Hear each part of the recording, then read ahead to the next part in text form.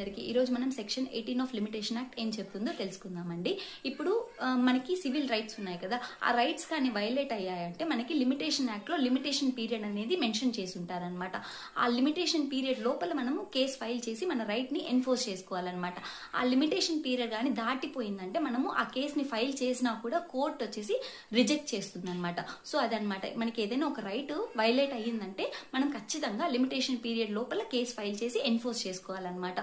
So ఇప్పుడు ఏంటంటే ఇప్పుడు ఈ సెక్షన్ 18 ఏం చెప్తుందంటే మనకి మనీ సూట్స్ ఉన్నాయి కదా, సో మనీ సూట్స్ లో ఏమంటే కాజ్ ఆఫ్ యాక్షన్ అరైజ్ అయినప్పటి నుంచి 3 years లోపల మనము కేసు ఫైల్ చేసి మనీని రీక్లెయిమ్ చేసుకోవాలన్నమాట.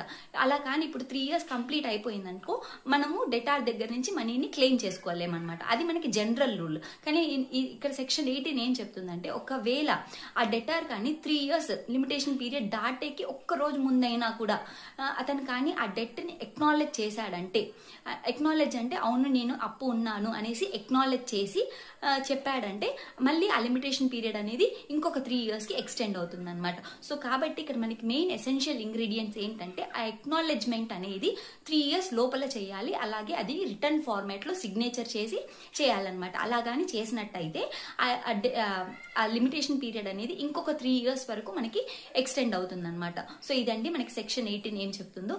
ఇప్పుడు మనకి ఐరన్ వర్సెస్ సన్మార్ ఇంజనీరింగ్ కేసులో ఏమైందంటే రీసెంట్ గా సుప్రీం కోర్ట్ ఏం చెప్పిందంటే పార్షియల్ ఎక్నాలెడ్జ్మెంట్ కానీ, ఇప్పుడు ఫర్ ఎగ్జాంపుల్ ఒక పర్సన్ మనకి 10 lakhs అప్పు ఇవ్వాలన్నమాట, కానీ అతను పార్షియల్ ఎక్నాలెడ్జ్మెంట్ చేశాడు. అంటే ఏం చేశాడు, 8 lakhs మాత్రమే నేను ఇవ్వాలి అనేసి ఎక్నాలెడ్జ్ చేశాడు, మిగిలిన 2 lakhs కి ఎక్నాలెడ్జ్మెంట్ ఇవ్వట్లేదన్నమాట. సో అప్పుడు పార్షియల్ ఎక్నాలెడ్జ్మెంట్ అనేది complete acknowledgement అవ్వదన్నమాట.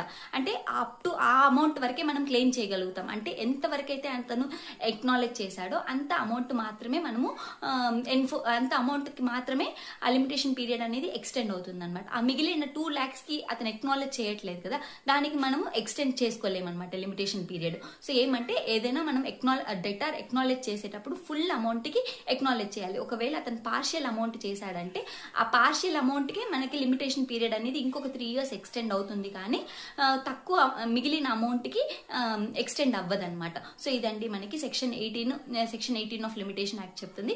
So money suits లో మనకి లిమిటేషన్ పీరియడ్ అనేది 3 years. ఒకవేళ 3 years కంప్లీట్ అవ్వక ముందే డెటార్ కానీ ఎక్నాలెడ్జ్ చేశాడంటే ఆ లిమిటేషన్ పీరియడ్ అనేది ఇంకొక 3 years కి ఎక్స్టెండ్ అవుతుంది అనమాట. కాకపోతే ఏంటంటే ఆ ఎక్నాలెడ్జ్మెంట్ అనేది రిటర్న్ ఫార్మాట్ లో సైన్ చేసి చేయాలన్నమాట.